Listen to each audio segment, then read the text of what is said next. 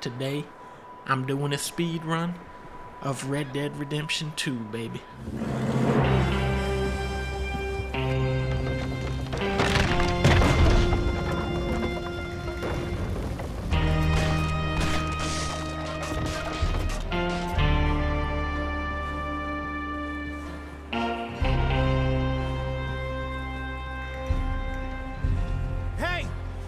Somebody's coming! Now, I always like to start this speedrun off by warming my Arthur up by the fire next to Hosea and reminiscing on the entire Red Dead Redemption series. In the original Red Dead Revolver for PS2, you play as a cowboy named Red,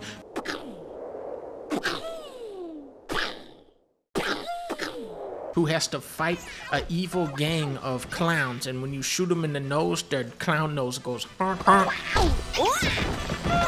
6 years later, we get Red Dead Redemption, a cutting-edge open-world game with some of the strongest acting and writing we had ever seen in a video game to that point. In that game, the word redemption is used sarcastically, as if John Marston can wash away his sins by killing more and more people. The moral of Red Dead Redemption is that you can trust a literal snake oil salesman and a schizophrenic grave robber more than the United States government. It's a very clever game, but a very cynical and political one that gets more depressing the more you think about it. Now, Red Dead 2? Whoo! It's okay. You're safe now. When you know who this character is, this part is so crazy. To see her crying in front of everybody. Sadie, the characters in this are so good, man. How long you been with us now? 5, 6 months? Something like that. Dang, Charles was only with the gang for 6 months, turns out to be one of Arthur's greatest allies. What are you gonna say about that, Dutch? Dutch is different. He treats me fair. Dutch saved me. Saved most of us. That's why we need to stick by him through this. He always sees us right. One of the greatest mysteries of Red Dead 2 is, was Dutch ever this great man that they talk about, or was he always just a master con man? I got a saying, my friend. Fuck you! Who gets themselves eaten by wolves? Rip Van Winkle? When they bringing this bad boy over to Switch? I think the best way to approach this game is to really take your time in between missions. Go out and explore, talk to the characters in your camp. Try to stop Dutch getting all of you killed, because I'm about beginning to think he's finally lost his mind. And do what? If we stop doing this? I don't know. I love these little hidden cutscenes that play out in the camp. I played this game, 4 or 5 times now? I'm still finding new ones that I didn't even know were in the game. Guess I was hoping to see a corpse. Bide your time. You'll see plenty of them. I know for a fact that every dude I'm looking at right now is gonna get shot in the head and die. But when this music comes on and Dutch starts hyping them up, I'm like, but wait a minute. Maybe this save file is different.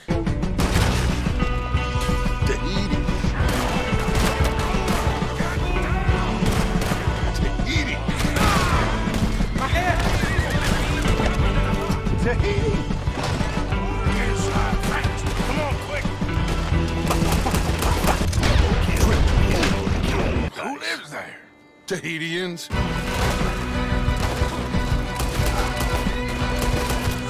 Tahiti! Fiji! Home? I think so. Yeah, that's him. The horse? When did this game come out? 2018? When are we going back to this type of graphics? Arthur, you're in that one. Bring Hosea. I know you two like to talk about the good old days and what's gone wrong with old Dutch. No, we don't do that, man. We don't do that. And how low do you think Dutch is really going to lie? We kept telling him that ferry job didn't feel right. Oh, he lost his mind years ago. We should shoot him in the back of the head first chance we get. We have survived. For now. Dutch is like an evil Santa. You can't help but love him. The whole reason they're stuck in this blizzard is because Dutch and Micah's plan was dumb as hell. But we don't see that in the game. We just see people complaining and whining. I would never doubt you, Dutch. Are you sure about this, Dutch? So naturally, we side with Dutch because he's so optimistic. He goes, no, we can still beat this game, fellas. And then we going to Tahiti. Would you just look around you? This world has its consolations.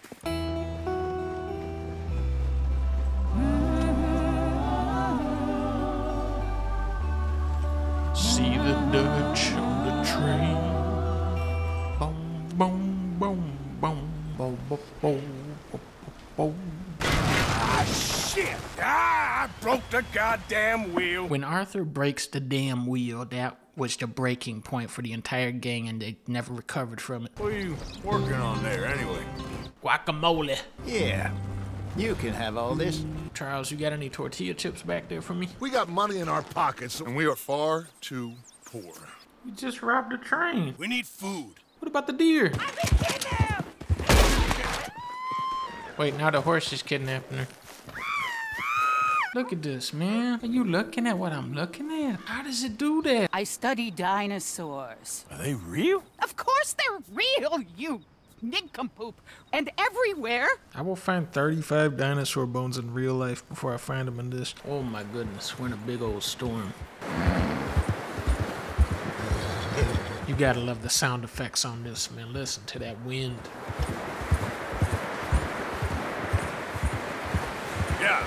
Something where Red Dead 1 is still really impressive is just the variety of vegetation. It's a more subtle thing than a lot of games would spend time on, you know, just to do different plants and trees and have all different, you know, some trees are like bent up, some trees have no branches. The tree is like doing this. Ripped it out the ground type of tree. Out in the distance type tree. Burnt up in a fire type of tree. Bending off to the side type of tree. 3D model sticking out the ground type of tree. Dream catcher type of tree. Trunk all covered in leaves type of tree. Bottle type of tree. Only one branch left going left by a grave type of tree. Big old gungo wungo type of tree. Gazebo type of tree. If a tree falls in the forest, does it make a sound? Yes, it does type tree. Now walk away. He's walking towards me. What? You're going down! Now walk away, man. What is he doing? What is this guy?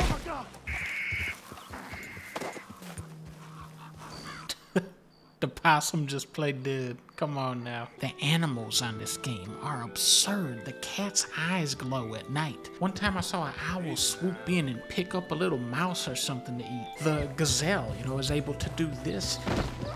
I never knew that they were able to do that back in those days. One of the big atmospheric magic tricks they pull with this game are the ambient animal sounds.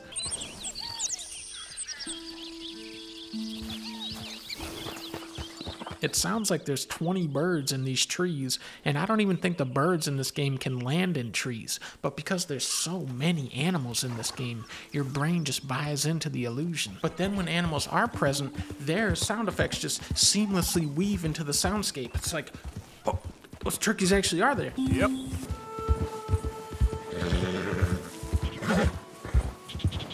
I also love the soundtrack that plays out while you're exploring in Red Dead 1 and 2. It's a huge change in mood from Grand Theft Auto where you're listening to radio stations.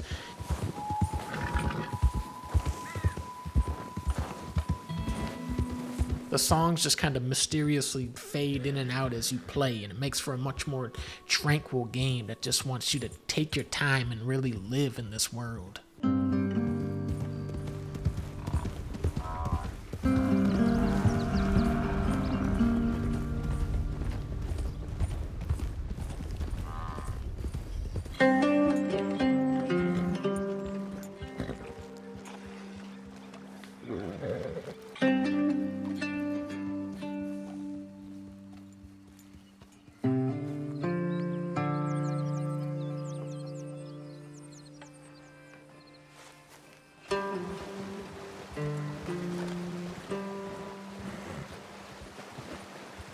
How is it looking like that?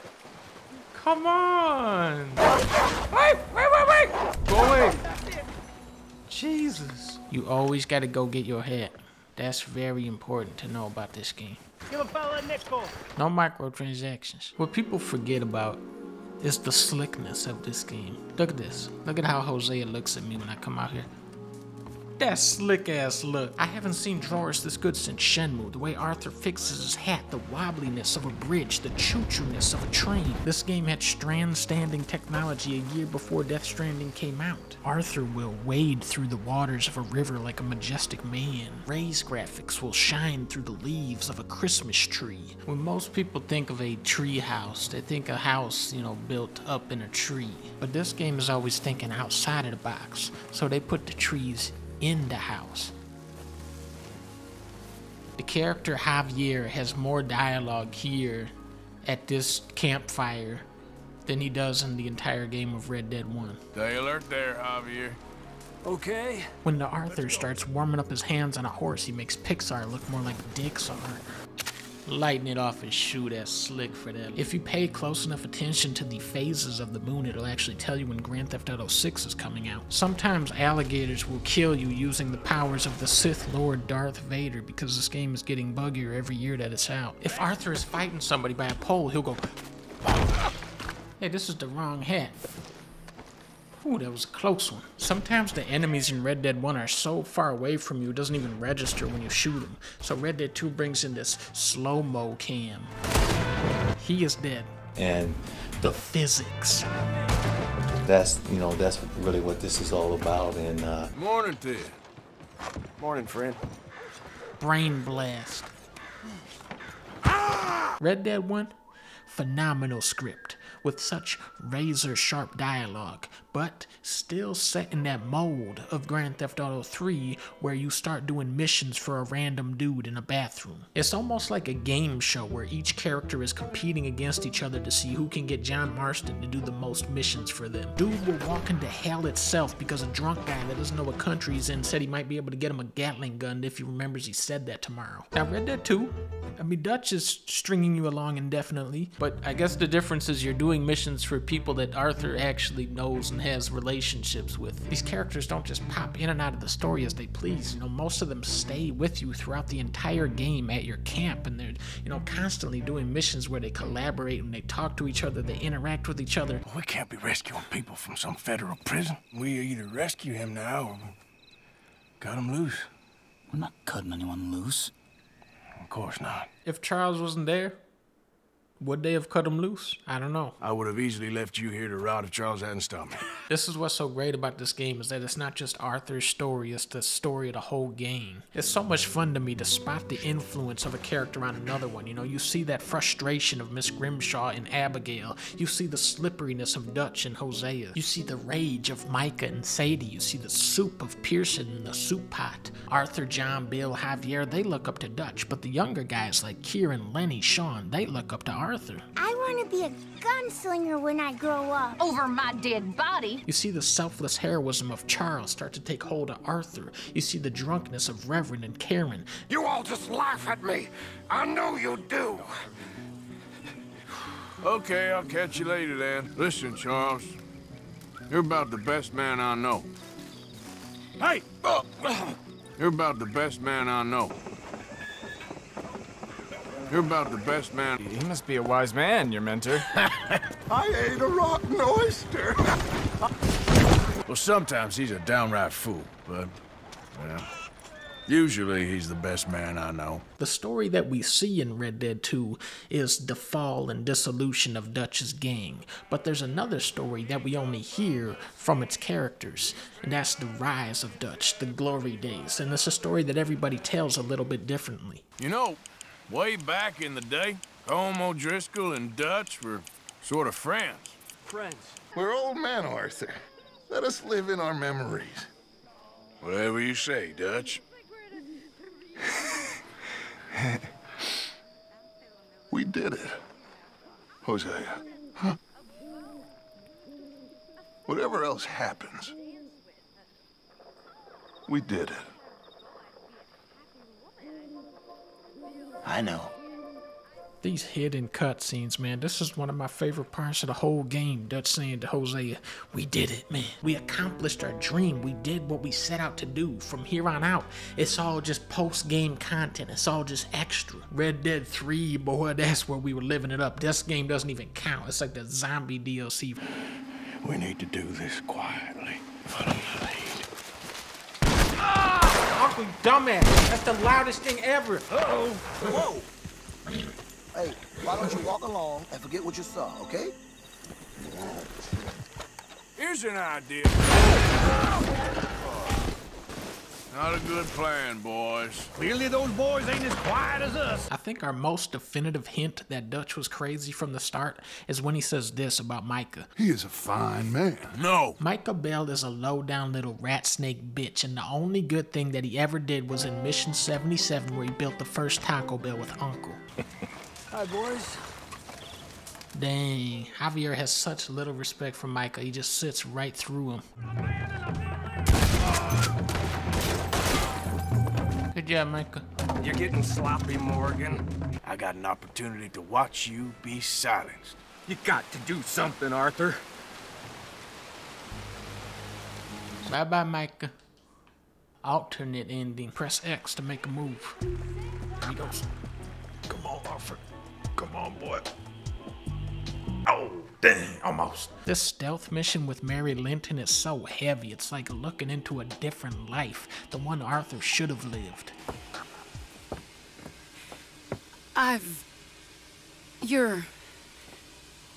Oh, you'll never change. I know that. Damn. You look more hurt there than when I crashed a horse into the tree. These actors, man, they'll just sneak up on you and whack you with that emotion, man. Oh my goodness. Let's go, boy. I had fun with you today. I was gonna say you're like a son to me. But you're more than that. Dude, that's how he gets you. That's how he gets you. Wait a minute. Nope, I take back every good thing I said about this game. How are you doing? How you think I'm doing? All right, there's Sadie.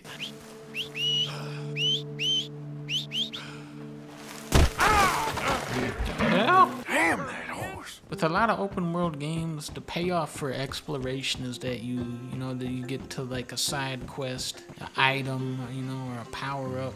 But in Red Dead 2, you usually find nothing. The reward is just you get to see the open world of Red Dead 2. But it is like a very consistent reward of this game. Rockstar took that Shark Pass money and just threw it on screen for us to look at. The lighting is so dynamic, it just drapes so beautifully over the grass and foliage. Every spot you walk to on this map, every angle you look at it from just looks impossibly beautiful. Our fight will live on. Jesus. Game, I'm trying to make you look good, man. Stop doing this in front of everybody. You don't see a ton of John Marston in the early chapters, but you learn what the gang thinks of John. Arthur and Bill are both envious of him. They act like he's, Dutch's golden boy. And John doesn't seem to care at all. He's like, okay, cool, I'm the golden boy of some ragtag-ass gang past its prime on their way to the graveyard. You're his favorite. Favorite? People care about that? Sure. I mean, some do. Few people. Who? I don't know. Well, me. The John Marston we meet in Red Dead 2 is not the same man from Red Dead 1. Who are you? Rip Van Winkle. He is this flaky, undependable guy that leaves his family hanging for a year, and he doesn't even know anything about good food. Have you ever had spaghetti? What's that? And then on the opposite side of that, you have Arthur Morgan. Nothing means more to me than this gang. The bond we share. It's the most real thing to me. Arthur Morgan is a very charismatic, witty character with an unyielding loyalty to his gang that makes him even more likable. You ask folks for forgiveness, you remember this, partner? I've already forgotten. But he also uses that commitment to his gang as a shield from his own conscience. The gang depends on Arthur, which is his excuse to commit such evil acts in this world. Arthur is an able but aimless man. He is not a free thinker, he's a follower. He does things without understanding why do I have to pick and eat 4 different types of berries? Why do I have to shoot 5 birds from a moving train? Because that is what the challenges told him to do. Kill 3 birds of prey using only a tomahawk. I can do that. What? What is this invincible-ass bird? Get him. Why? He saves John because Hosea tells him to. He saves Sean because Charles tells him to. He saves Micah because Dutch tells him to. He will beat down civilians for a paltry amount of money. He'll work with Micah, who he hates. Everybody hates Micah, but Arthur will work with him if the money's right. Come on, Arthur. That's not how you are. Well, maybe you don't know me as well as you think you do. I think I know Arthur pretty well by now, and when I think of him, I think of the Arthur from Chapter 6, and when the gang thinks of Dutch, they remember the man from Red Dead 3. This is a long, expansive game that drops many subtle and obvious hints about the true nature of each character. The narrative poses dense, challenging questions to the player and allows you to connect the dots, which is why every time I beat this game, I arrive at conclusions that are slightly or vastly different. The only thing that I can say for sure is that they are pretty slick for this game. Thank you, Arthur. I don't know how to say it. Thank you. I understand. Come on. Do as Dutch says. Go be with your family.